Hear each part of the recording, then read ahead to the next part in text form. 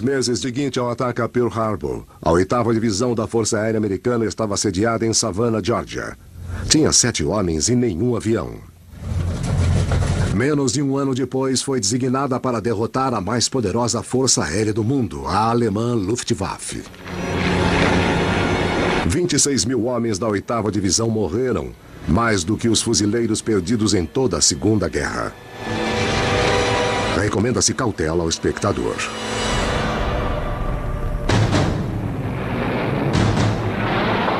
Os aviões americanos da 8ª Divisão da Força Aérea bombardearam o aeroporto.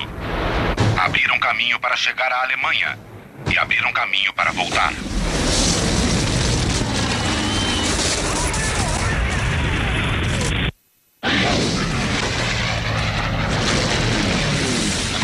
Aviões se aproximando ao sul. Por favor, aguardem. Posição do identificador. A Força Aérea Americana fez sua maior campanha desde o início da guerra, contra a Força Aérea Alemã.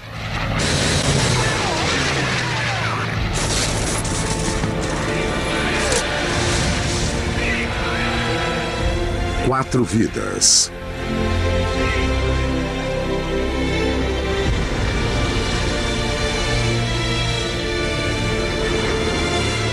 Uma missão impossível. Executada numa frente de batalha. A quase 8.000 metros de altura.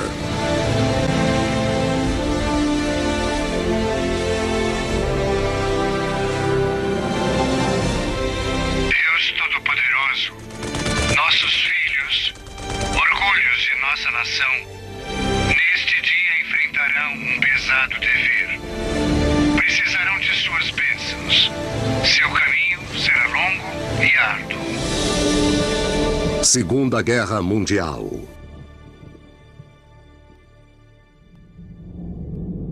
A Guerra no Ar.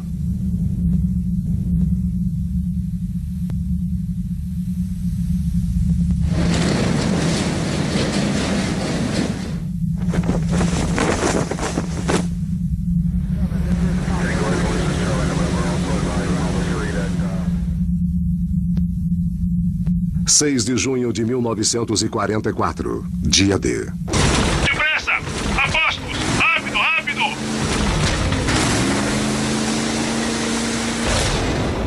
Rápido, rápido!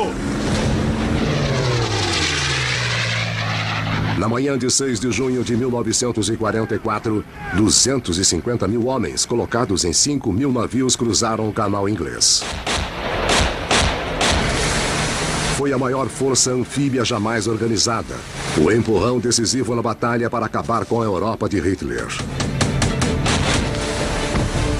Mas ao se aproximarem das praias de desembarque na Normandia, as tropas não faziam ideia de que seu destino dependeu do resultado de uma guerra travada a quase 8.000 metros de altura. Por mais de um ano, a 8ª Divisão da Força Aérea Americana ficou engajada na luta para destruir a Luftwaffe alemã. E assim evitar que centenas, se não milhares de aviões inimigos atacassem e dizimassem as tropas desembarcadas no dia D. Apesar de travada na luz do dia, poucos conhecem os detalhes e os sacrifícios dessa batalha pela supremacia aérea.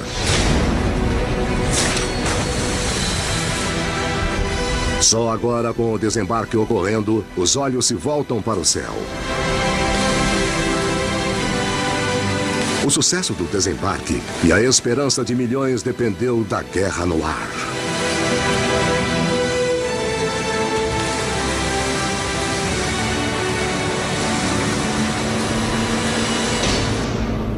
(15 meses antes, 26 de fevereiro de 1943). Sem força, não sei o que houve.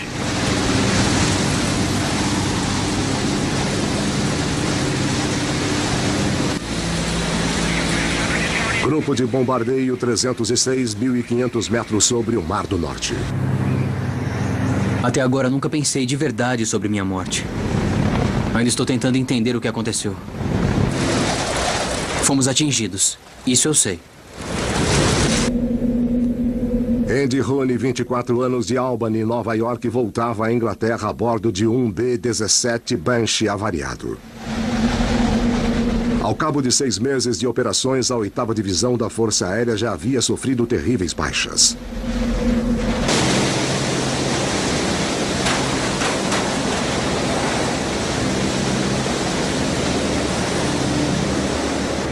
Tem um buraco no nariz do avião, maior do que meu pulso.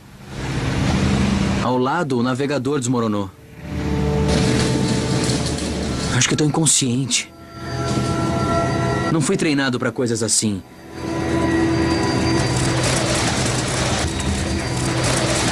Sou só um repórter. Tudo no avião tá chacoalhando. Acho que eu vou vomitar. Estação 111 da Força Aérea Americana, Stanley, Inglaterra.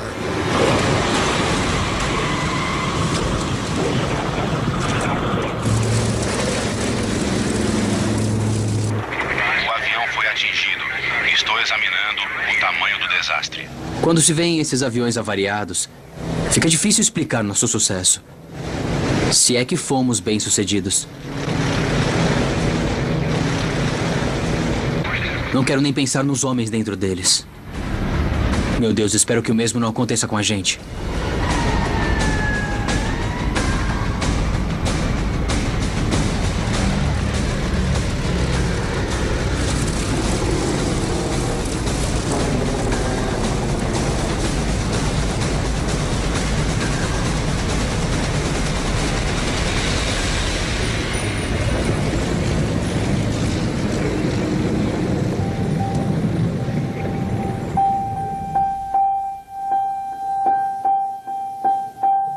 Foi uma experiência nervosa. Ser mandado à Alemanha em um dos bombardeiros. Fiquei nervoso. Tive medo de ser morto.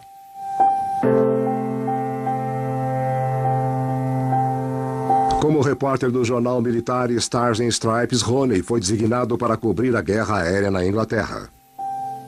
Hoje foi o primeiro dia em que permitiram que a imprensa acompanhasse a 8ª Divisão da Força Aérea em missões de combate. Quando fui à incursão, pensei em meus amigos lá em casa, em meus pais. Eu sabia muito bem que era perigoso e não estava gostando. Bem, quer dizer, eu estava com medo Mas eu sabia que escreveria histórias pelos mesmos jovens que estavam voando. E se eles voavam, eu tinha que voar. Assim eu me senti.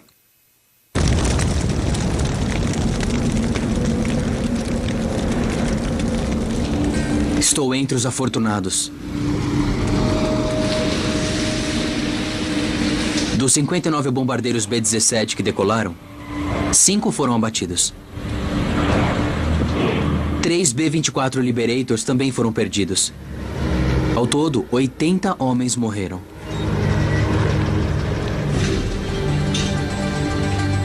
Dentro do hospital, os que tiveram a sorte de sobreviver receberam tratamento para ferimentos terríveis. O cheiro de carne queimada paira no ar. A visão dessas coisas é quase que insuportável.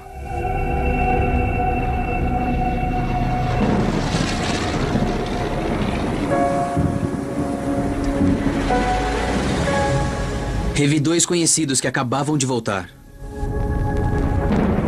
De hábito, após as missões, eles me encontravam e falavam das coisas. Mas desta vez, nenhum dos 2 me disse nada. 2 horas depois, descobri que o atirador da torre superior do avião deles teve o braço arrancado na altura do ombro na missão. Estava perdendo tanto sangue que sabiam que ele jamais aguentaria a viagem de volta. Então embrulharam o homem em um paraquedas e o atiraram do B-17 na esperança de que os alemães o encontrassem e lhe dessem tratamento médico. Mas sabiam muito bem que a chance era mínima. É um momento circunspecto terrível. Se nossos homens vão passar por esse inferno só por chegar na costa alemã, só Deus sabe o que vai acontecer quando começarem a voar país adentro.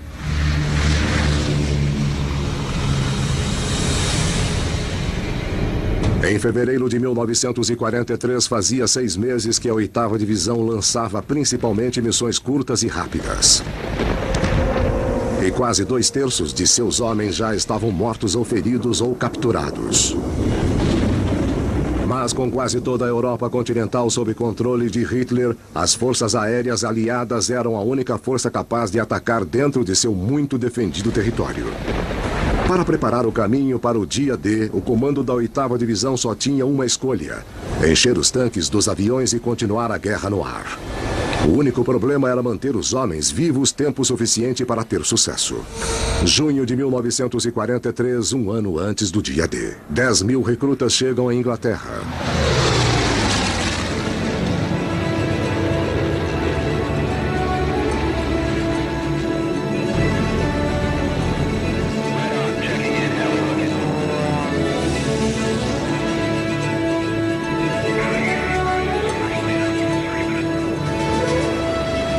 Em junho de 1943, 4 novos grupos de bombardeio chegaram à Inglaterra, entre eles o 100º, um grupo conhecido nos Estados Unidos por seus atiradores difíceis de controlar e arrogantes. 100º Grupo de Bombardeio, Thorpe Abbott, Inglaterra. E pensar que o imbecil do comandante nos Estados Unidos disse que éramos um bando de fracassados. Eu queria ver a cara dele agora. Eu e meu amigo Griffith estamos juntos desde os primeiros treinamentos nos Estados Unidos. Agora que estamos aqui, só conseguimos falar sobre pegar os alemães. Joe Armanini, de 27 anos, era uma ex-estrela de futebol americano da Faculdade Santa Cruz, Califórnia. Designado para um conjunto de 25 missões de bombardeio no 100º, Armanini era fascinado pelo glamour da Força Aérea e por sua mais moderna superarma, a fortaleza voadora B-17. Quando vi o B-17, pensei, meu Deus, 10 metralhadoras, somos indestrutíveis. E o avião era esplêndido, divino, no mínimo maravilhoso. E meu primeiro avião era prateado, não tinha sido pintado com camuflagem ainda. E parecia uma luz guia. A luz do sol brilhava no alumínio. Era lindo. Nosso bombardeiro foi chamado de Furioso, que era como queríamos que Hitler se sentisse. Ser bombardeiro é uma honra, quer dizer, o objetivo é sair e acertar o alvo. E com essas miras de tiro, esse não será o problema. Nós podemos acertar 2 toneladas de bombas em um barril de cerveja de tão precisas. Como Armanini, o alto comando da Força Aérea Americana era apaixonado pelo novo avião. Acreditavam que podiam usar o B-17 para abalar a Luftwaffe com incursões diurnas de bombardeios precisos. Apesar de os voos diurnos exporem os bombardeios a ataques da Luftwaffe, eles acham que os B-17 não precisam da proteção de caças de longo alcance. Acham que o único motivo de sofrerem pesadas baixas é que o número de bombardeiros era insuficiente para atacar uma força devastadora. Mas com a chegada dos novos grupos, acham que estão com um número suficiente. Julho de 1943, a Força Aérea prepara um ataque em larga escala dentro do território alemão. Parece que o treinamento não tem fim. Todos os dias é igual de novo e de novo. Mas há rumores, no entanto, de que isso vai mudar. E que vamos voar para missões reais.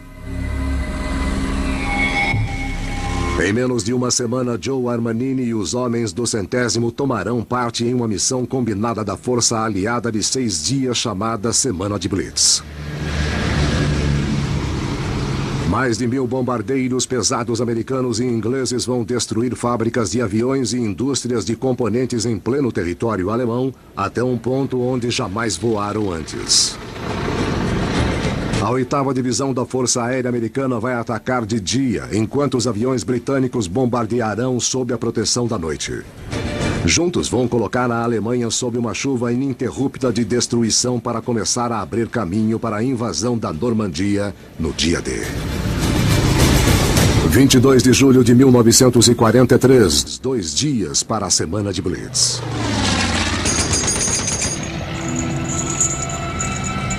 gosta muito de mostrar, mas é claro que o pessoal tá nervoso.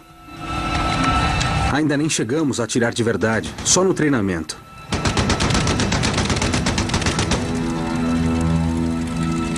No último exercício prático, todos se perguntavam como seria voar de verdade em território alemão. Meu amigo Griffith disse que ouviu falar que se os alemães acertarem seu avião e você pular de paraquedas, os alemães atirarão para fazer buracos no paraquedas e atirarão em você para que você não tenha chance alguma de chegar ao chão com vida. Que seja, digo a ele. Não tô tão preocupado com os alemães. Podemos com qualquer coisa que atirarem em nós. Mas que vão ser incursões dos diabos? Vão.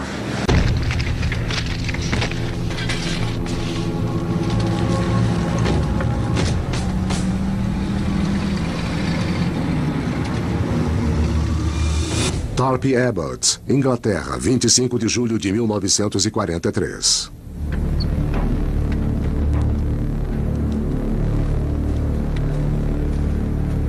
O sol mal raiou e já estamos correndo, nos preparando.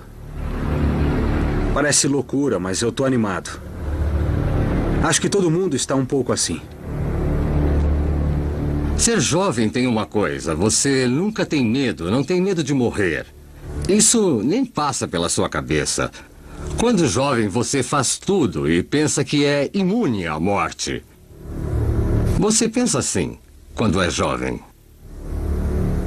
Gente velha não voa. Gente velha fica no chão. Gente jovem voa. E a vida é feita assim. Na manhã de 25 de julho de 1943, Joe Armanini se preparou para voar em sua primeira missão na Alemanha como parte da ofensiva Semana de Blitz. O objetivo era destruir instalações militares alemãs e de produção de aviões para a Luftwaffe, em preparação ao dia D. Armanini e o 100º Grupo de Bombardeio vão voar a Warnemünde, Alemanha. O trajeto de 1.600 quilômetros ida e volta vai colocá-los em território inimigo durante 4 horas, totalmente à vista dos caças da Luftwaffe e da defesa em terra. Semana de Blitz, missão a Warnemünde, 8 da manhã.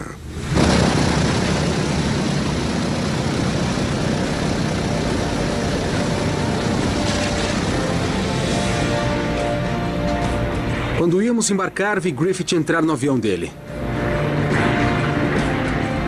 Desejei boa sorte e ele me disse: "Vejo você no bar."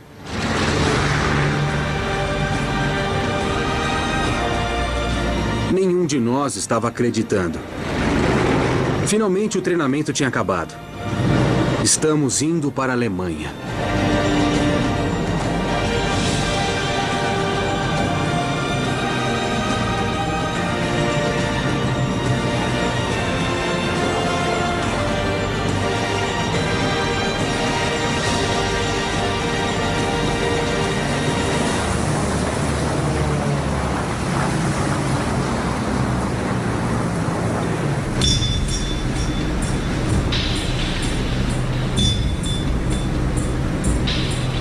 Quando Armanini e os outros 263 bombardeiros ainda estavam em formação circular, os pilotos avistaram os primeiros inimigos.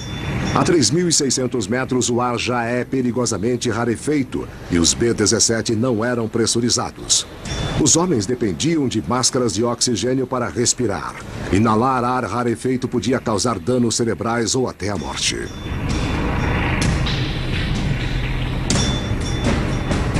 A 8.000 metros, os aviões entraram em velocidade de cruzeiro e a temperatura caiu a 50 graus negativos. Com isso, a pele exposta se congela em contato com o metal. Saliva e vômito congelam e obstruem a máscara de oxigênio e podem sufocar o homem. Para os pilotos, eram condições de rotina. A 300 quilômetros de Warnemünde, Alemanha.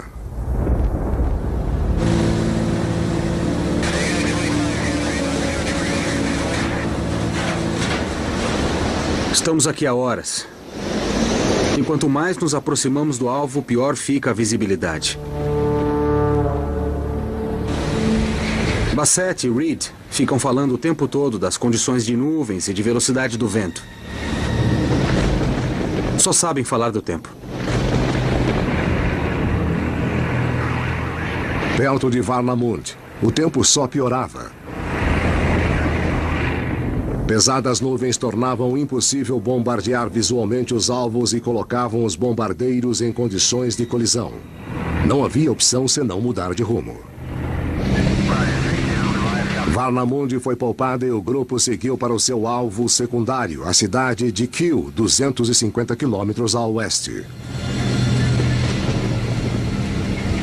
A mudança ia incumpridar a missão, dando mais tempo à defesa alemã para localizá-los. Quanto mais tempo ficassem em território alemão, menor seria sua chance de sobreviver. A 120 quilômetros de Kiel, Alemanha.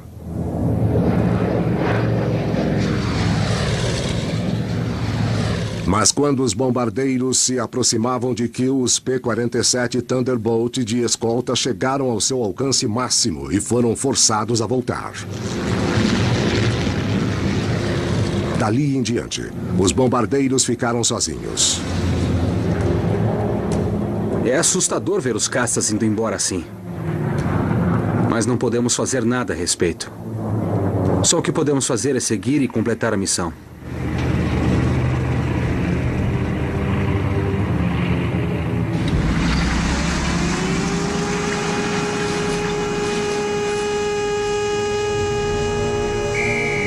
Preparar!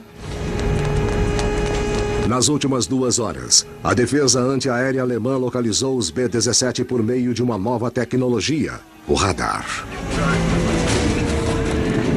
A artilharia antiaérea preparou seus obuses de fragmentação programados para explodir na altitude dos bombardeiros e fazer os aviões e os tripulantes em pedaços. Observadores no solo já estavam com eles na mira. A 80 quilômetros de Kiel, Alemanha.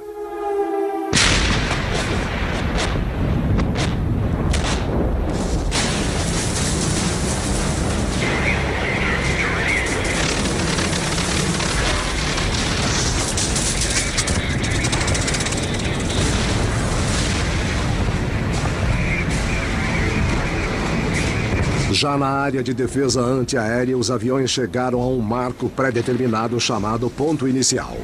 O B-17 de Armanini fez uma última mudança de curso e se pôs em rumo direto ao objetivo. O restante dos bombardeiros o seguiu. O piloto William Viu ligou o piloto automático e deu o controle do B-17 a Joe Armanini. Curvado em seu posto de bombardeio, Armanini só tinha 8 minutos para enquadrar o alvo. Como líder, cada avião de trás bombardearia conforme a orientação de Armanini. Se ele errar, todos errarão.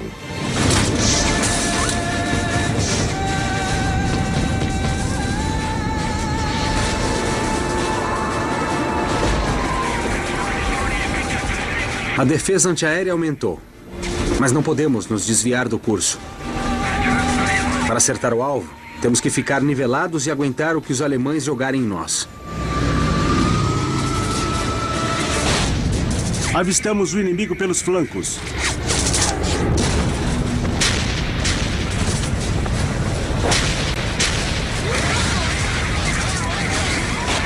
Comando, estamos sob ataque aqui. Estou ouvindo chamados de socorro de outros bombardeiros. Um deles é do avião do Griffith. O piloto diz que foram atingidos. Meu Deus, há pouco estávamos na pista nos perguntando o que os alemães fariam conosco. Agora sabemos. Vão nos matar. Vão nos matar e rapidamente.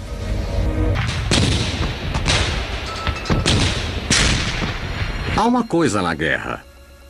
É o fato de que não há futuro, há só o presente e você só pensa nisso o tempo todo, em sobreviver. Depressa! Apostos! Rápido, rápido! Você nem sabe quando a guerra vai terminar. Só espera que acabe. Depressa. Não há futuro para você ali, só o presente. E o presente não é nada bom.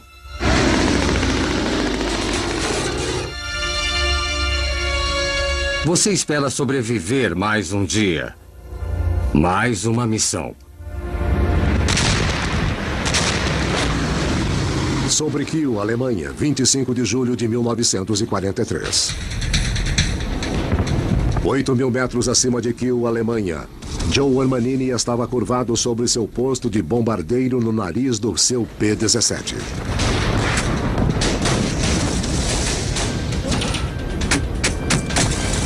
A artilharia antiaérea lançava bombas de fragmentação que faziam os aviões em pedaços. Momentos antes, Armanini soube que o avião do melhor amigo tinha sido atingido. Agora, diretamente embaixo dele estava o alvo que vieram de tão longe para destruir.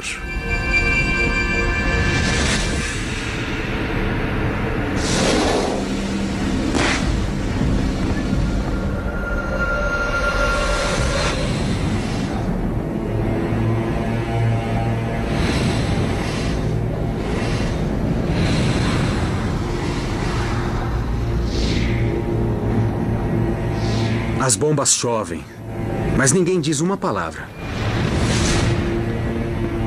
Acertamos em cheio, mas realmente não há muito o que celebrar. Para quê?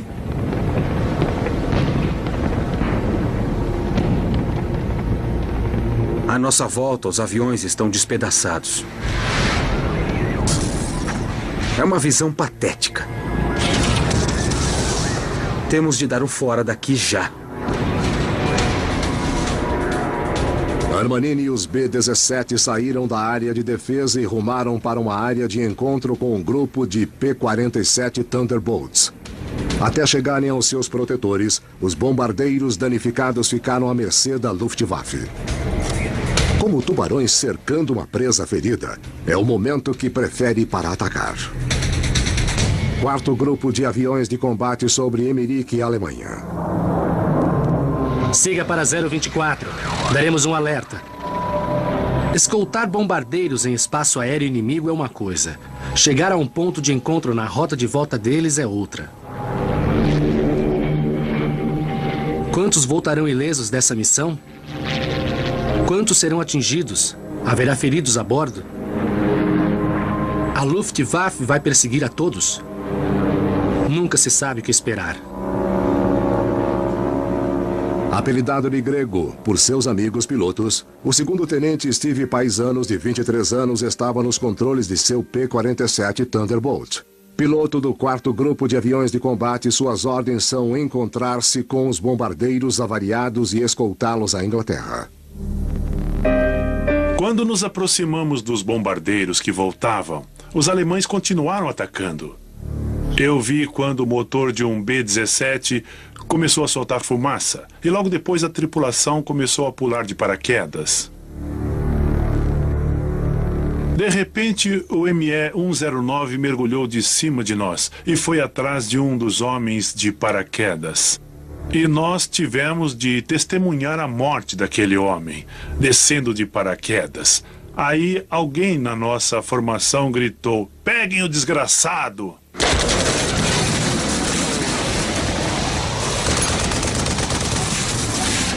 Combatendo a 800 km por hora, Paisanos e o quarto grupo fizeram manobras evasivas para proteger os bombardeiros.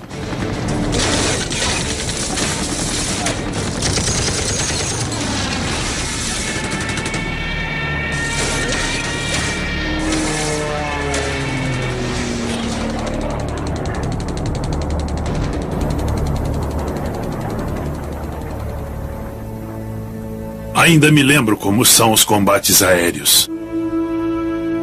Lembro do barulho dos motores e de quando vi aviões em chamas caindo, as pessoas pulando do avião com paraquedas.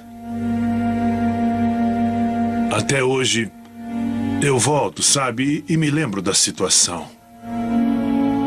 É uma grande confusão com o céu cheio de aviões. As pessoas tentando se defender e você vê o que está acontecendo. Sabe, seu coração bate muito forte. Você vê balas passando e trata de escapar para não ser ferido. É uma condição realmente que nunca esqueci.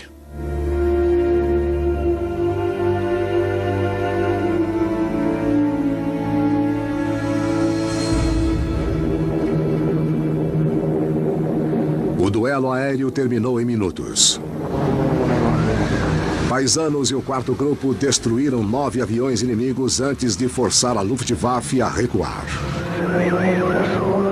Com o céu livre, escoltaram os desgastados bombardeiros de volta à Inglaterra, onde o grupo se dividiu e voltou às bases separadas.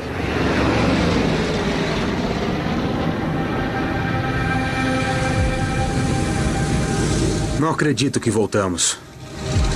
É realmente um imenso alívio. 100º Grupo de Bombardeio, Thorpe Abbotts, Inglaterra. Mas meu alívio acabou instantaneamente quando perguntei do avião de Griffith.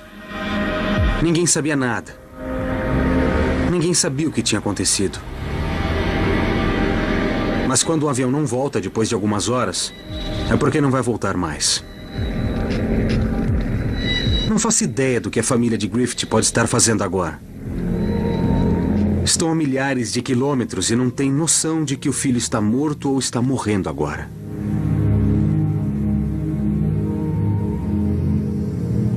O que farão os parentes quando o telegrama chegar dizendo que ele está desaparecido?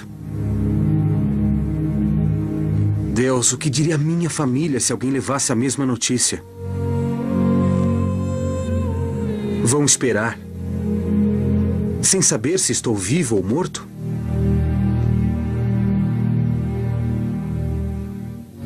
Acho que vão preferir que lhes contem que o filho morreu e pronto.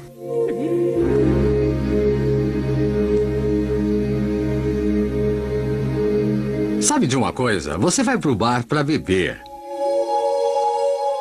É isso, meu alívio pro fato de que a pessoa se foi, de que meu melhor amigo foi embora, é pensar, que diabos, vou pro bar beber umas doses de uísque, pra depois ir dormir e não me preocupar mais com isso. Mas você se preocupa no dia seguinte, e no outro, e pelo resto da vida, porque sabe que nunca mais vai rever a pessoa. É um fato da vida.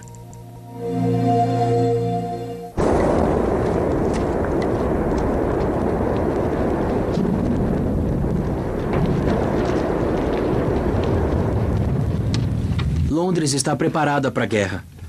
As bombas alemãs destruíram tudo. Aqui, a guerra é pessoal.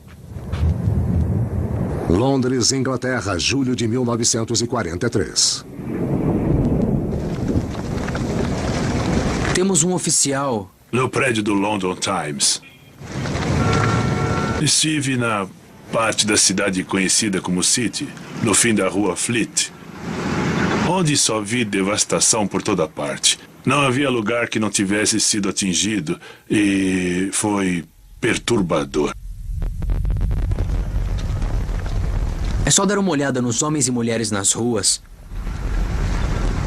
Mães e esposas que perderam seus entes queridos, cujas famílias e casas foram destruídas, para entendermos por que odeiam Hitler com tanta força. A atitude aqui é de que os alemães começaram a guerra. E nada do que acontecer a eles será castigo suficiente. Esquadrão 156 da Real Força Aérea, Huntingdonshire, Inglaterra, 27 de julho de 1943. Em 27 de julho de 1943, forças inglesas e americanas entraram no terceiro dia da Operação Conjunta Semana de Blitz. O objetivo era bombardear para inutilizar instalações militares e industriais no interior da Alemanha.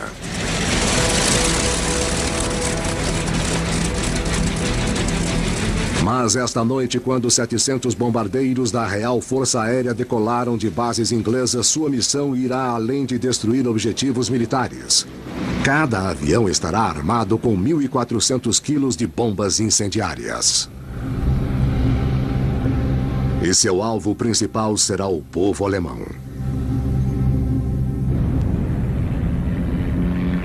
Hamburgo, Alemanha. 12 horas depois.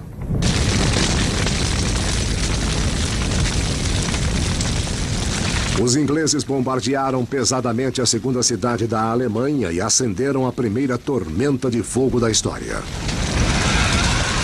Hamburgo queimou durante dias.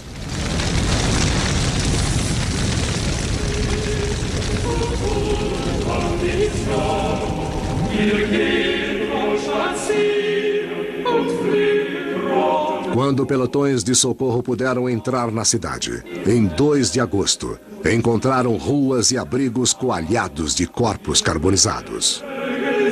45 mil corpos foram retirados dos escombros. Os britânicos que tinham sofrido durante anos com as bombas da Luftwaffe consideraram Hamburgo uma vitória esmagadora. Sua aniquilação significava quebrar o moral do povo alemão e levar a guerra até suas casas.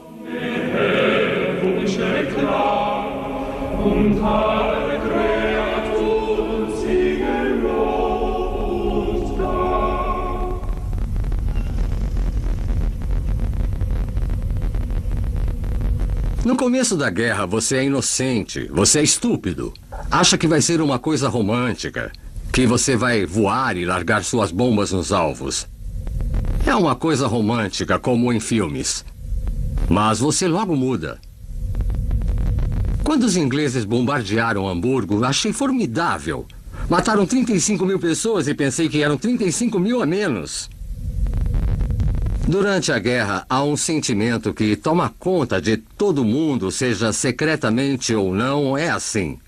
Você sabe que quanto mais alemães matar, se matar todos, a guerra vai acabar. Você sabe que é impossível, que não vai matar todos, mas vai matar o que conseguir. A guerra não era uma guerra simpática.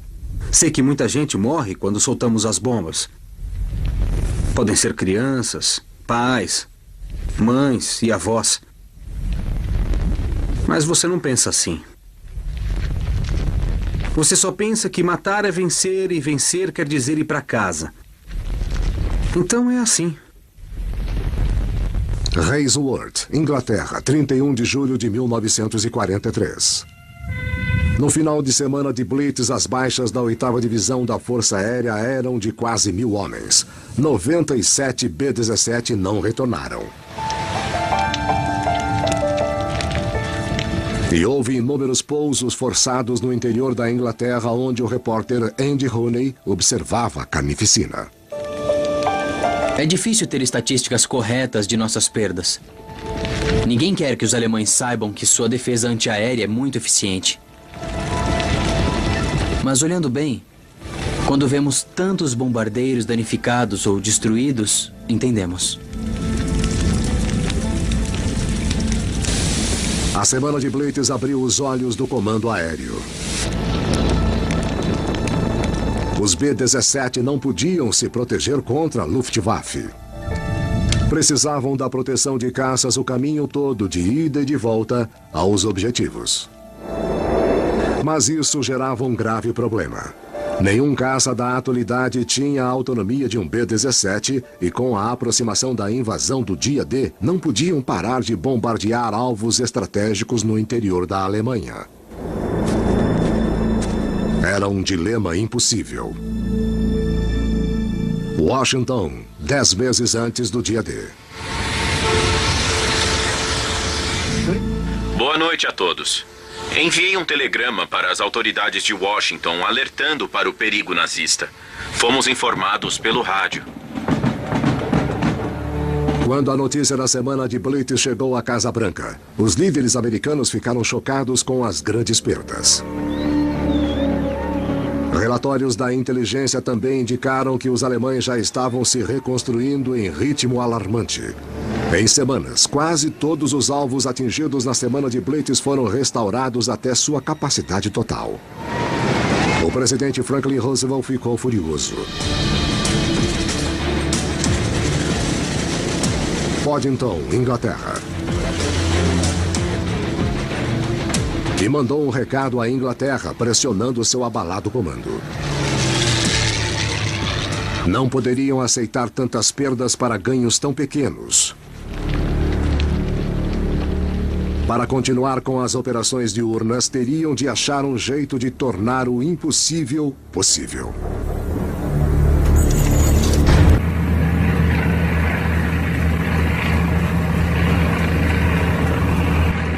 Mayday, sofremos uma avaria, estão ouvindo?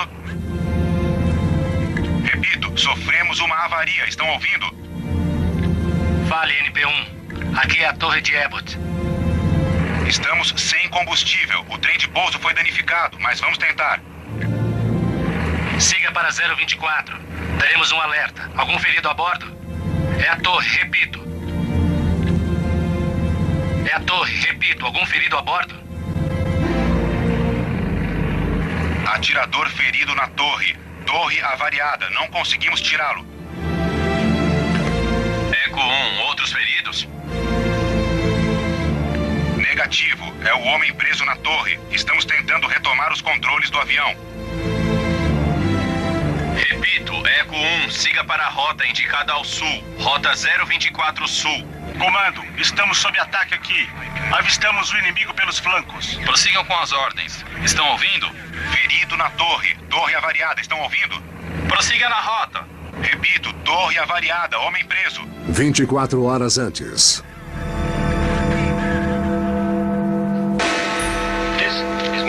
Londres, Inglaterra. Face à desastrosa ofensiva da semana de Blitz, vários líderes americanos ficaram céticos com a 8ª Divisão da Força Aérea.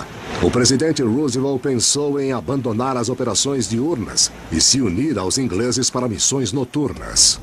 Mas com o dia D a menos de 10 meses, o comando da 8ª Divisão ainda acreditava que a precisão dos ataques diurnos era o modo mais eficiente para destruir a Luftwaffe. Sob pesada pressão, desenvolveram um novo plano, que deveria tanto proteger os bombardeiros quanto provar que a precisão dos ataques funcionava. Thorpe Abbott, Inglaterra, 16 de agosto de 1943. Parece que algo grande vai acontecer. As tripulações estão aparelhando os tanques Tóquio. Isso só pode significar uma coisa. A viagem vai ser longa. Joe Armanini e os homens do 100º Grupo de Bombardeiros passaram as últimas 2 semanas descansando e se recuperando da semana de Blitz. Chegou a hora de voltar à ação. Sua missão é um ataque duplo que vai mandar 376 bombardeiros ao espaço aéreo do interior alemão. Seu objetivo serão instalações industriais vitais que, fora de uso, abalarão seriamente a máquina de guerra alemã. O plano era 2 grupos voar em rotas semelhantes como se estivessem se dirigindo ao mesmo alvo. Uma vez na Alemanha, se dividiriam em 2, dividindo a defesa inimiga, para que cada grupo só enfrentasse metade dos aviões de combate alemães. O primeiro grupo atacará um grande complexo de fábricas de rolamentos em Schweinfurt, antes de dar a volta e retornar à Inglaterra. Armanini e o segundo grupo de ataque continuarão até a planta de montagem Messerschmitt, em Regensburg. Após bombardear a planta, escaparão pelos Alpes austríacos e descerão às bases americanas do norte da África. Missão Regensburg-Schweinfurt, 17 de agosto de 1943, 5h30 da manhã.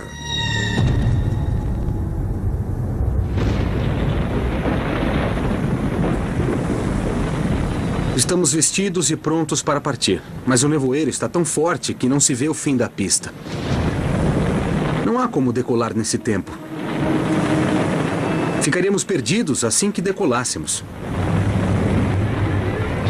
Em Thorpe Abbott, Armanini e o grupo Regensburg também esperavam. Um pesado nevoeiro impedia qualquer decolagem.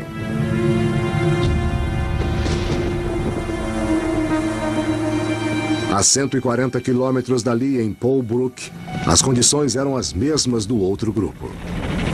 A ordem foi os 2 grupos adiarem a partida. Thorpe Abbott, Inglaterra. Nada é pior do que esperar. Ficar ali, sem nada a fazer, exceto pensar e se preocupar com o que pode acontecer. Eu preferiria que acabasse logo. 6h30 da manhã. Preparem-se todos. Espero que tenham decidido decolar ou voltar aos alojamentos. Eu já queria um bom gole de uísque.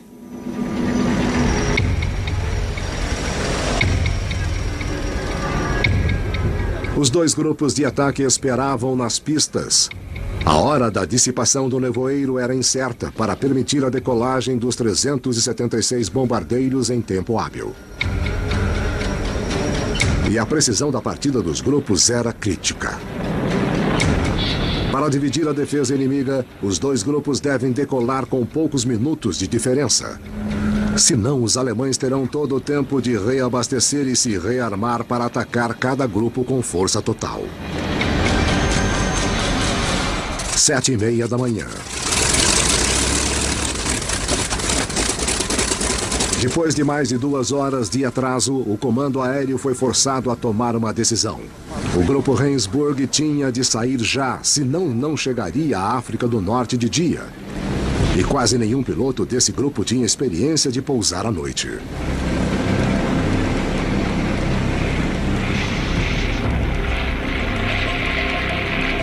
Armanini e o grupo Rendsburg decolaram no céu pesadamente encoberto com rota para a Alemanha.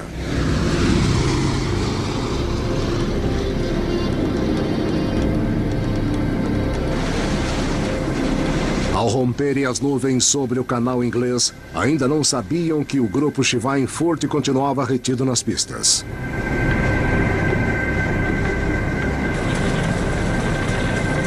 Serão necessárias mais 3 horas e meia antes desse grupo levantar voo. Na hora da decolagem, a dupla incursão já estava condenada. A precisão já avaliada como crítica ficou mais comprometida.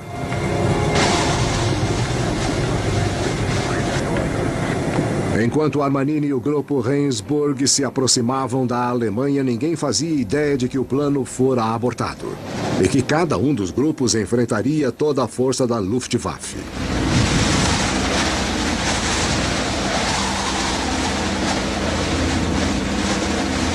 Sobre Rendsburg, a Alemanha, 11h30 da manhã.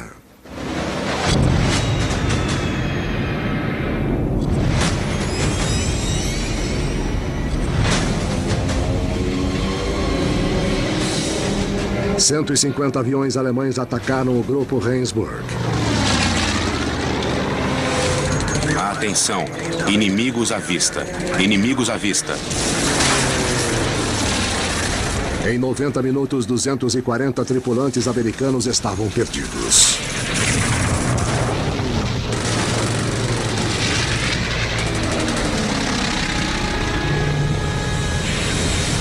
Sobre Schweinfurt, Alemanha, 2h30 da tarde. Não entendido. Câmbio. 300 caças alemães reabastecidos e rearmados emboscaram os bombardeiros.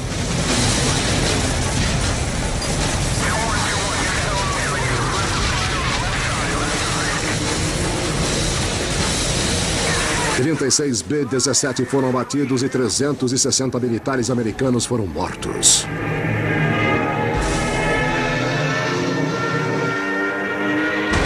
Holbrook, Inglaterra, 6h30 da tarde.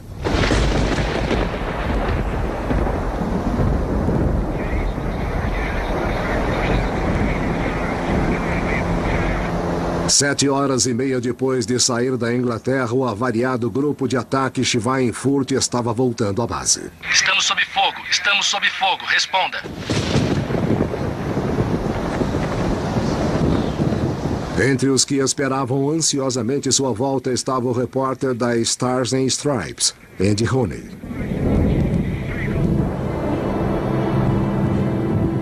Oh, meu Deus. Aí vem eles. Posso ver pequenos pontos vindo pra cá.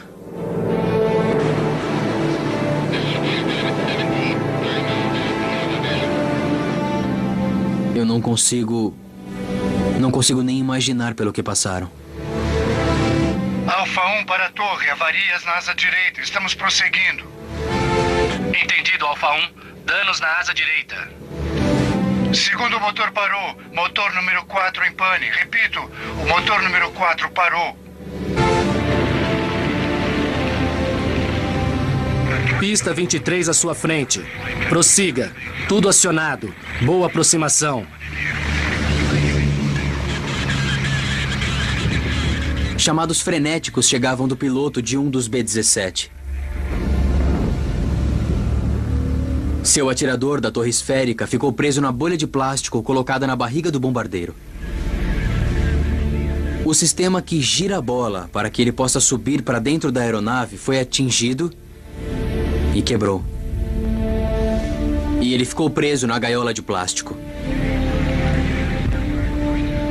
2 motores estavam danificados. Eram 1.400 quilos de peso morto pendurados nas asas, que faziam o avião perder ainda mais altura. Os tanques de combustível estavam vazios, e os sistemas elétrico e hidráulico levaram rajadas de tiros. Sem sistema elétrico, o trem de aterrissagem não descia. Se conseguirem chegar à base, terão de descer de barriga. Não conseguimos. Não dá para abrir. Está quebrado.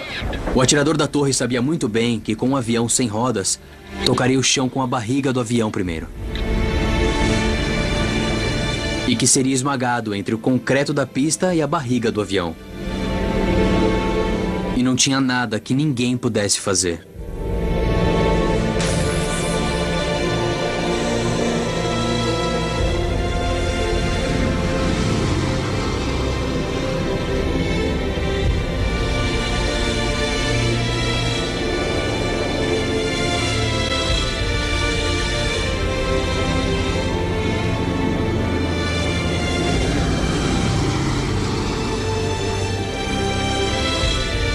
Todo-Poderoso, nossos filhos, orgulho de nossa nação, neste dia, enfrentarão um pesado dever. Uma luta para preservar nossa república, nossa religião e nossa civilização. E para libertar a humanidade em sofrimento. E para libertar a humanidade em sofrimento. Dê força a seus braços, valentia a seus corações, firmeza em sua fé. Precisarão de suas bênçãos. Seu caminho será longo e árduo.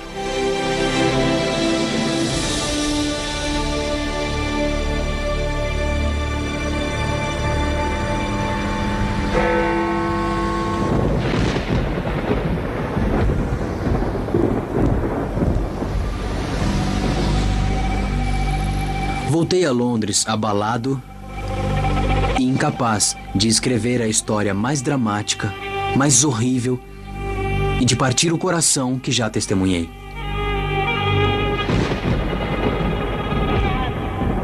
Que repórter!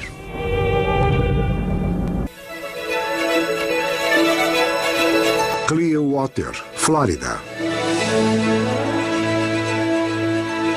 Um grande esquadrão de bombardeiros americanos foi mandado à Inglaterra hoje para atingir objetivos alemães.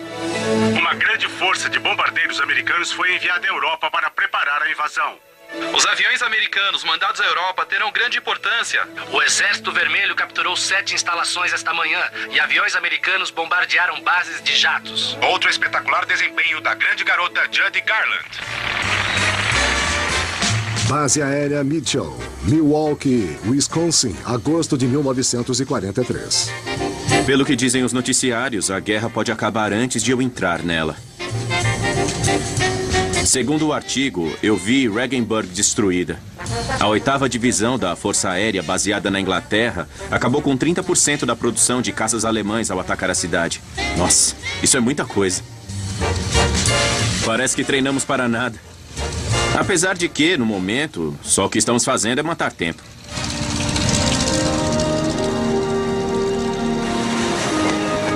Lago Michigan. Essa tarde eu conheci uma garota incrível. Ela se chama Dorothy e é uma garota muito bonita. Só precisei vê-la 2 vezes para ficar completamente apaixonado por ela. John Gibbles, 23 anos, de St. Mary's, Kansas. Estava sediado na base aérea Mitchell, em Milwaukee, esperando a entrega de um transportador Douglas C-54 novo em folha. Suas ordens eram voar para a China para levar suprimentos às tropas americanas. Até agora, seu único contato com a guerra foi pelos jornais e noticiários.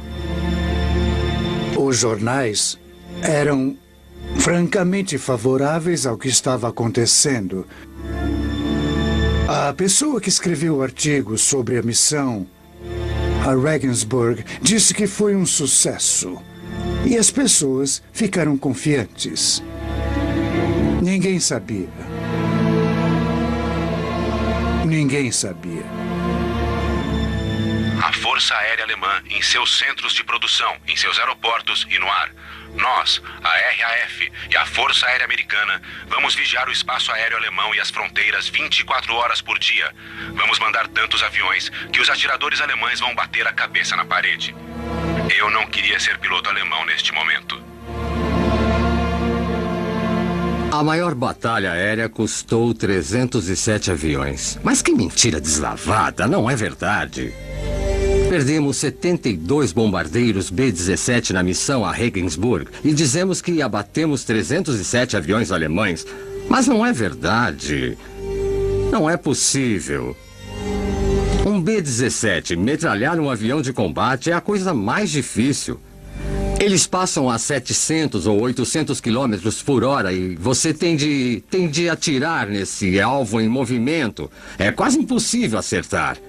É muita sorte acertar um. Algumas das afirmações que foram feitas são ridículas. Sei que foram feitas para o público, foram feitas para isso. E sei que faz parte do charme da coisa. Eles mentem muito bem. Falando de coisas formidáveis, mas que não são verdade.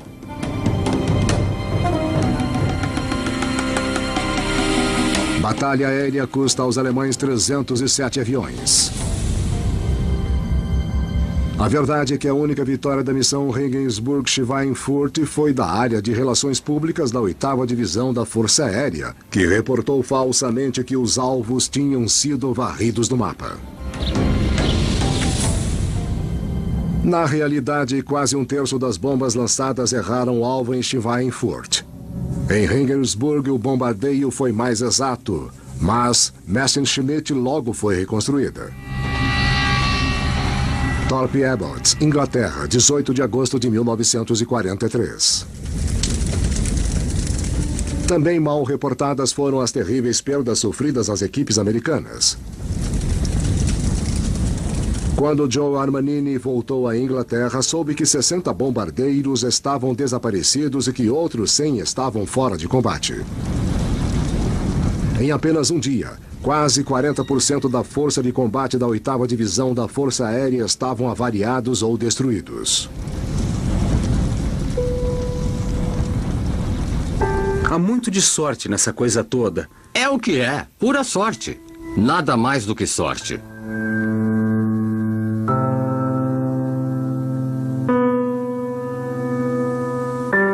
A guerra se tornou um horror total para todos nós, porque só podíamos pensar em tragédias, só ouvíamos falar disso, pessoas morrendo e assim... fiquei farto. 11ª Ala de Bombardeiros da Força Aérea Alemã, Neumünster, Alemanha.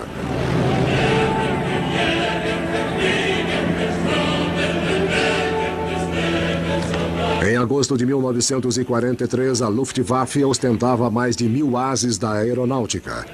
Vários tinham abatido confirmadamente mais de 20 bombardeiros aliados. Mas, apesar da sua grande reputação, os pilotos alemães eram empurrados a seus limites. Com uma política de voar até morrer, conseguiram suas tremendas estatísticas de sucesso voando em ritmo exaustivo. Apesar de destruírem 60 bombardeiros americanos na missão Regensburg-Schweinfurt, Hitler ficou furioso por não impedirem que a 8ª Divisão penetrasse tão longe na Alemanha. No dia seguinte à missão, o chefe do Estado-Maior da Luftwaffe, desesperado, deu um tiro na própria cabeça. A guerra no ar cobrava seu preço dos dois lados. Milwaukee, Michigan, setembro de 1943. Acho que vou vomitar. Nossas ordens chegaram. Os C-54 não virão, afinal. Em vez disso, devemos pegar B-17s e ir para a Inglaterra para entrar na guerra. Eu não sei como vou dizer isso a Dorothy.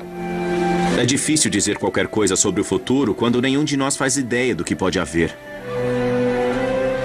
Mas eu não tive escolha. Disse a ela que fui transferido. Eu disse que me corresponderia. E perguntei se ela retornaria minhas cartas. Eu não sabia realmente o que ia acontecer.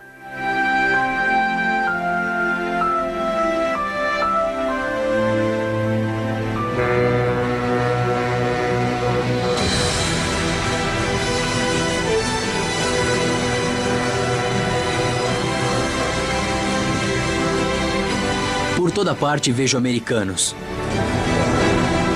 Parece até que a Inglaterra foi invadida. Bristol, Inglaterra, novembro de 1943, 7 meses antes do dia D. Não era preciso ser espião alemão para ver que uma invasão aconteceria. Em nenhum momento... Deixei de pensar que ganharíamos a guerra. Tínhamos uma grande força, tínhamos muitos homens e tínhamos a Força Aérea. Eu nunca tive a sensação de que não ganharíamos a guerra. Tive a sensação de que podia ser morto nela, mas nunca pensei que a perderíamos.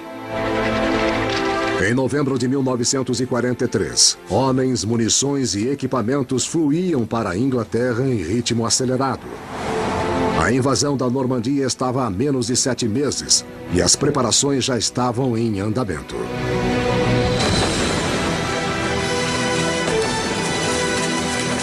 Mas enquanto centenas de milhares de homens treinavam para fazer a mais complicada operação anfíbia jamais tentada, os líderes da 8ª Divisão da Força Aérea ainda não tinham conseguido um elemento essencial para o sucesso. Faltava conquistar o controle dos céus do norte da Europa. Sem isso, o destino de toda a operação do dia D estará ameaçado.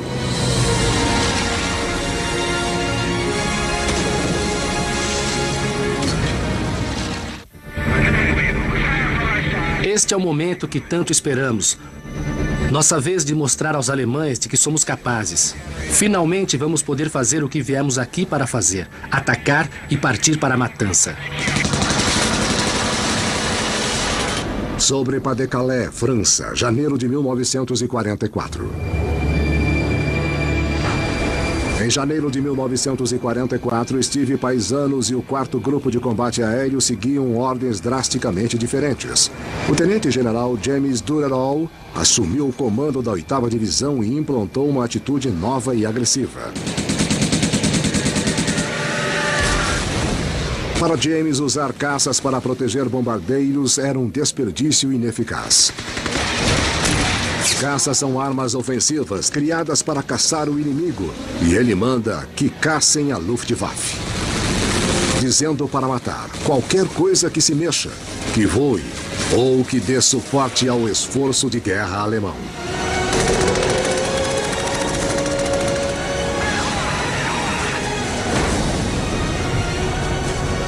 No mesmo mês, Paisanos e o 4º Grupo receberam aviões novos, os P-51 Mustang, equipados com poderosos motores Rolls-Royce e com 2 tanques adicionais de 280 litros de combustível. Era o avião de longo alcance sonhado pelos bombardeiros. Sob as novas ordens de James, o novo Mustang logo mostrou seu valor em combate. Em poucas semanas, os P-51 Mustangs triplicaram a taxa de abate de aviões da Luftwaffe.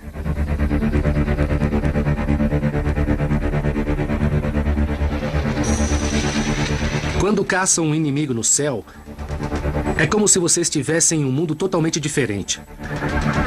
Seu oponente manobra com violência e tenta desesperadamente tirar você de trás dele. Mas uma vez que você está em posição de matar, você começa a tremer. Sua boca fica seca. Você começa a transpirar. E quando você dispara sua arma, sabendo que você vai matar uma outra pessoa, sente uma coisa diferente. Foi só quando tudo acabou que tive tempo de pensar no que tinha acontecido. E nessa hora caí em mim. Acabei de matar outro ser humano. 26º Esquadrão de Bombardeio Força Aérea Alemã, base de Druká, Abbeville, França. Em posição. Para o comando da 8ª Divisão, o Mustang permite que se tenha esperança em operações antes destinadas ao fracasso. Em fevereiro de 1944, 4 meses antes do dia D, o comando aéreo americano estava cada vez mais desesperado para derrotar a Luftwaffe e preparou um lançamento de uma ofensiva de 6 dias constante em território alemão. Mas, diferente da semana de Blitz do ano anterior, este esforço não vai se concentrar em submeter a Luftwaffe. A chamada Grande Semana vai usar uma nova e desesperada estratégia. Desta vez, os bombardeiros serão usados como iscas para atrair os alemães no céu, para que depois os bombardeiros americanos acabem com eles. Ignorado pelos homens dos bombardeiros, o plano para destruir a Luftwaffe não seria senão uma sangrenta batalha aérea de desgaste. Thorpe Airboats, Inglaterra, 24 de fevereiro de 1944. Pronto. Minha 25ª missão. Deus, o que o Griffith diria se estivesse aqui? É difícil crer que cheguei até aqui. De todos nós que começamos no 100º grupo, poucas dezenas sobraram. Só o que posso fazer é rezar para minha sorte durar um pouco mais. Eu não sabia o que ia acontecer comigo na missão número 25. Muita gente foi abatida na última missão. Você nunca sabe os planos de alguém que foi abatido. É que você não consegue antecipar o que vai acontecer. Não há como saber. Você já teria sorte se voltasse. Grande Semana, missão Rockstock, 160 quilômetros dentro do espaço aéreo inimigo. Rota 2125, ação à esquerda. 10 da manhã, Joe Armanini fecha sua mira em seu 25º alvo. 10h15, um grupo de aviões da Luftwaffe é localizado.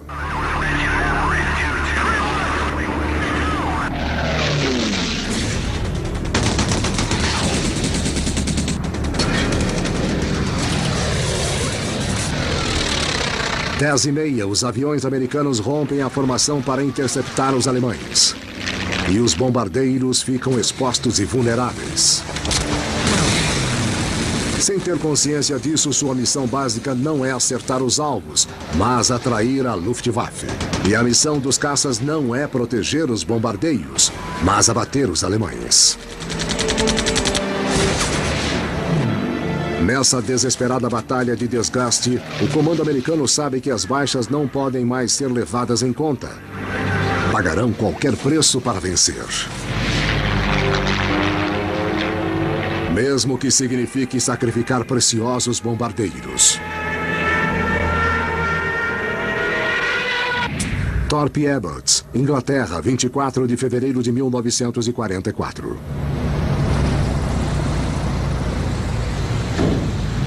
Não sei o que dizer. Consegui. Ainda estou vivo.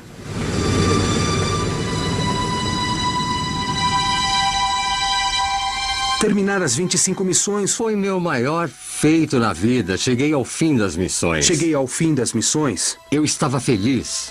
Todos me parabenizavam, felizes, e eu estava contente. E pronto, não pensei em mais ninguém, sabe? Nessa hora você fica egoísta. É uma coisa muito pessoal. Assim, eu estava vivo, eu ia voltar para casa, eu ia ver meu pai, minha mãe. Você pensa egoisticamente em você. Chega de preocupações. Errar um alvo não é motivo para se preocupar com isso. É um total alívio de toda a ansiedade que viveu antes. 75% das equipes da 8ª Divisão não completaram suas 25 missões. No último dia de Joe Armanini, mais de 400 homens desapareceram. Estou muito feliz. Estou eufórico. Mas ao mesmo tempo, estou meio entorpecido. Quando vejo o que sobrou do 100º, fico com muita pena. Como isso tudo pôde acontecer? E só Deus sabe que a guerra ainda não está perto de acabar. A grande semana terminou em 25 de fevereiro de 1944. Mais de 2.000 aviadores americanos desapareceram em 6 dias. Apesar das tremendas perdas, os aviões de combate americanos e seus atiradores destruíram mais de 1/3 da força de ataque da Luftwaffe, o que fez o comando da 8ª Divisão considerar a grande semana um sucesso. Finalmente sentiram que tinham encontrado um método eficiente para destruir a Luftwaffe. A batalha mais selvagem ainda estava por vir. 44, há 3 meses para o dia D.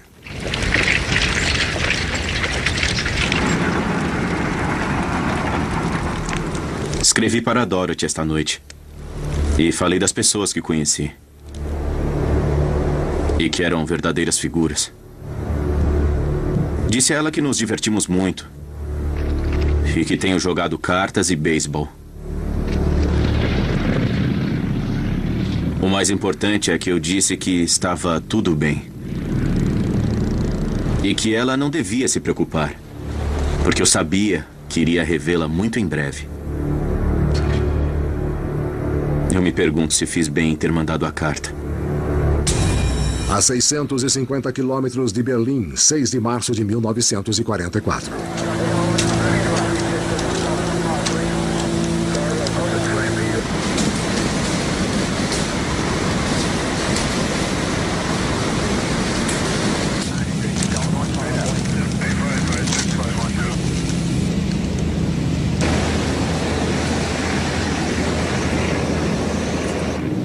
Minhas mãos estão tremendo e tento ficar em formação. É demais. Berlim. Até os mais experimentados pareciam estarrecidos quando o comando disse que estávamos indo para lá. Qualquer um que vá para a luta... Se disser que não está com medo, não pode estar sendo sincero. Eu sabia que iria entrar em combate e... esperava estar apto a enfrentar os fatos e ter coragem.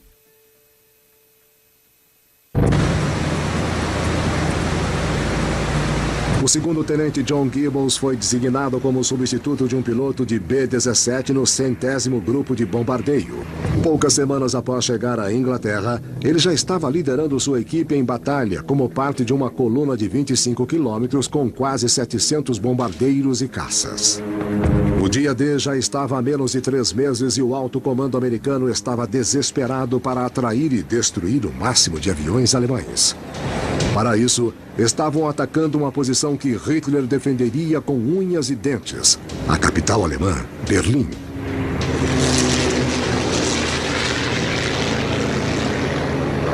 Com o próprio Hitler entrincheirado na cidade, essa era a missão mais perigosa jamais tentada.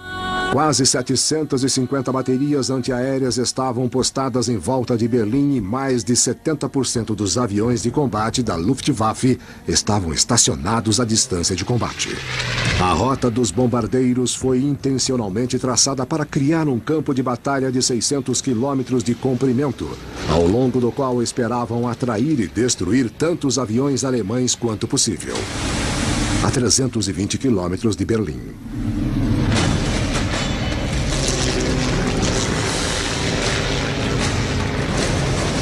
Pronto.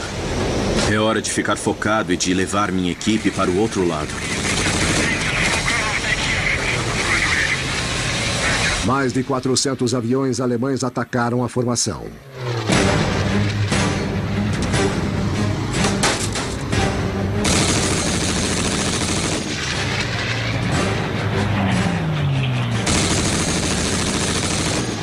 Em 30 minutos, 20 bombardeiros americanos estavam em chamas.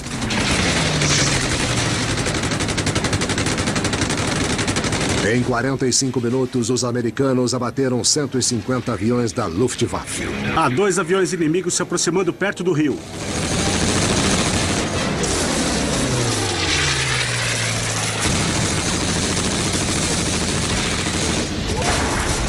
A A 80 quilômetros de Berlim, os bombardeiros alcançam o ponto inicial e vão diretamente para seus objetivos.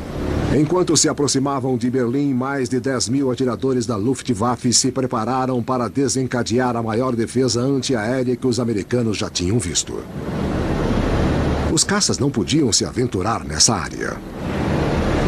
Mas Gibbons e os bombardeiros não tinham escolha. Para acertar seus objetivos, deviam ir diretamente para Berlim. Já sentimos o cheiro da pólvora da defesa antiaérea nas máscaras. Deus, meu estômago está começando a doer. Estamos em Berlim, meu Deus do céu. Vão atirar com tudo que tiverem. Haja o que houver, vamos atacar a cidade de Hitler e vamos deixar cair nossas bombas na cabeça dos nazistas.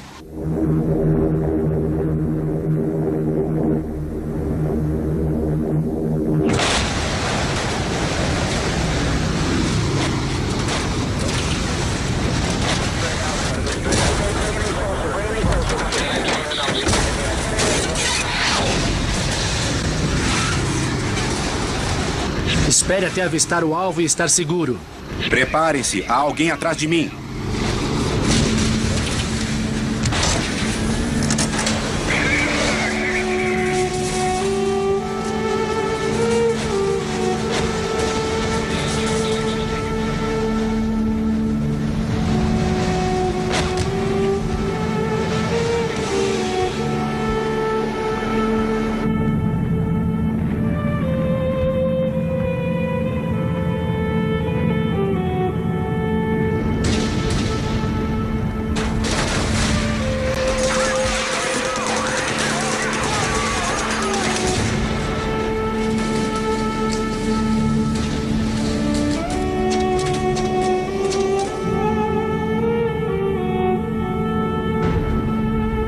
Como se o mundo inteiro estivesse em chamas.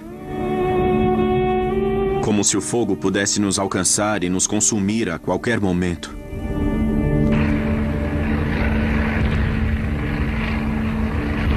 Não há nada a fazer a não ser ficar firme e rezar para escapar. Rezar para que eu reveja minha família. Rezar para ainda estar vivo quando Dorothy receber a carta.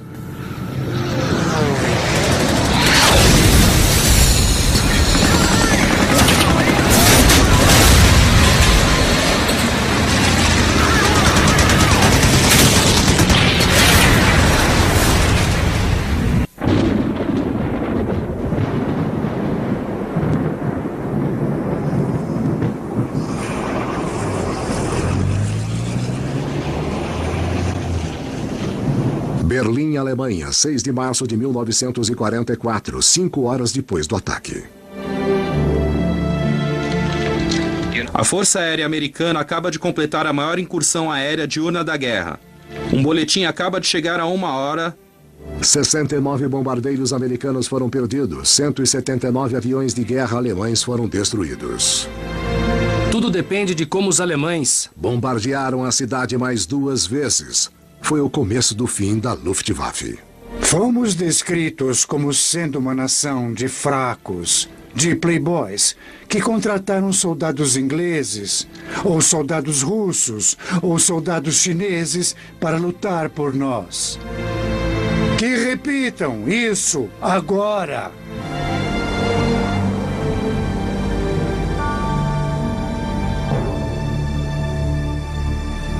Thorpe Abbott, Inglaterra, 9 de março de 1944.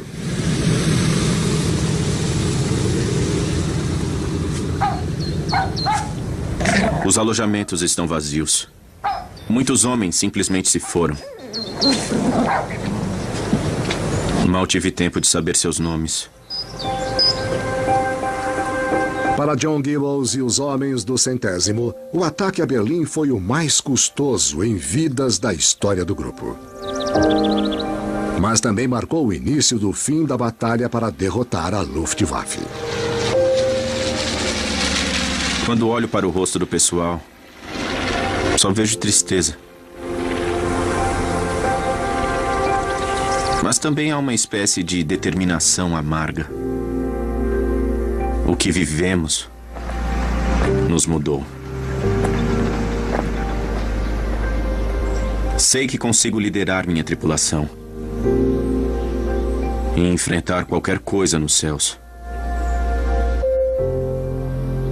Agora sou parte do Blood 100.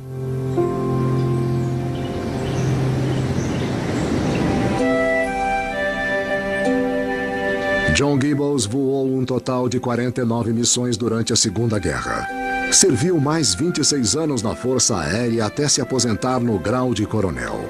Depois de voltar para casa, casou-se com a namorada Dorothy. Eles têm 4 filhos.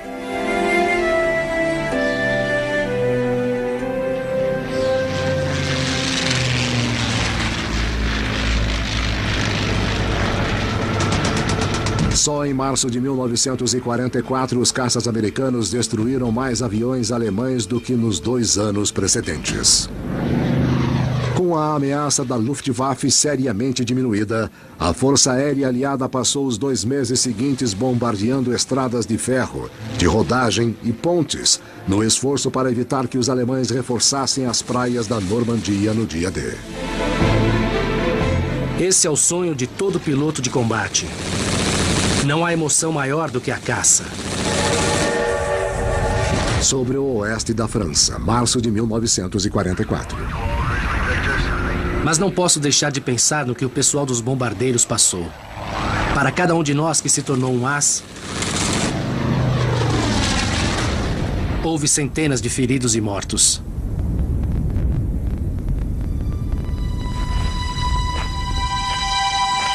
A guerra não é para ganhar glória ou se tornar grande atirador. Quando penso na guerra, penso nos infelizes que nunca voltarão para casa. Esses, para mim, são os verdadeiros heróis. Meus amigos que deram a vida, desses nunca me esquecerei. Steve Paisanos terminou a guerra como aviador as. Seu 4º grupo destruiu mais aeronaves inimigas do que qualquer outra unidade da 8ª Divisão. Paisanos serviu na Coreia e no Vietnã e é piloto de testes de jatos com Chuck Yeager. –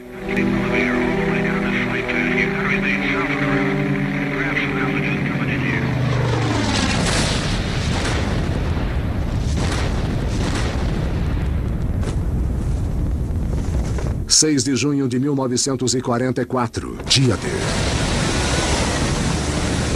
No dia D, as tropas aliadas invadiram as praias da Normandia como planejado.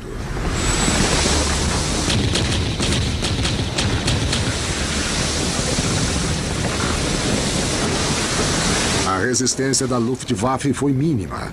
Já não tinham mais homens nem máquinas para combater com eficiência a força de invasão. Praia de Utah, 6 de junho de 1944. Saber que soldados americanos vão morrer é de cortar o coração. Mas também não posso deixar de pensar no que teria acontecido se nossos pilotos não tivessem se sacrificado como fizeram. Quantos mortos mais haveria? Nos meses que antecederam o dia D, as Forças Armadas Americanas na Europa sofreram 18.400 baixas. Mas na luta contra a Luftwaffe, conseguiram o impossível. Tomaram sua força recém-formada e inexperiente e destruíram a mais poderosa força de combate aéreo do mundo. Nunca vou esquecer o tempo que passei na 8ª Divisão, a Força Aérea.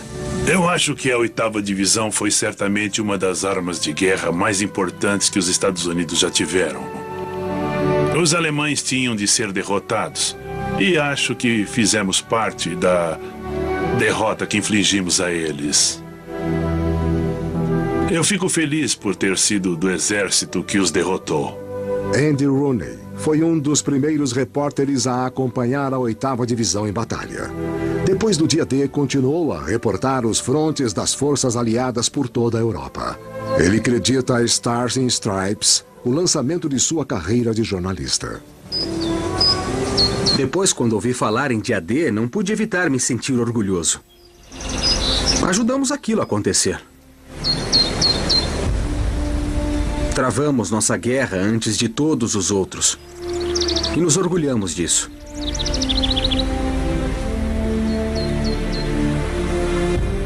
Haja o que houver, você nunca esquece seu tempo na guerra.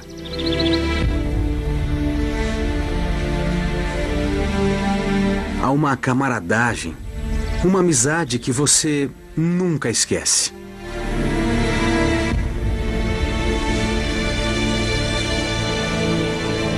Pode esquecer as missões, mas você jamais esquece os amigos.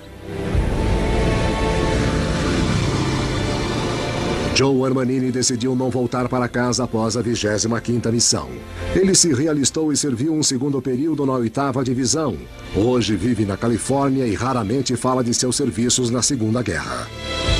Só no final da guerra, a 8ª Divisão da Força Aérea sofreu mais de 26 mil baixas, mais do que as sofridas pelos fuzileiros navais em toda a Segunda Guerra.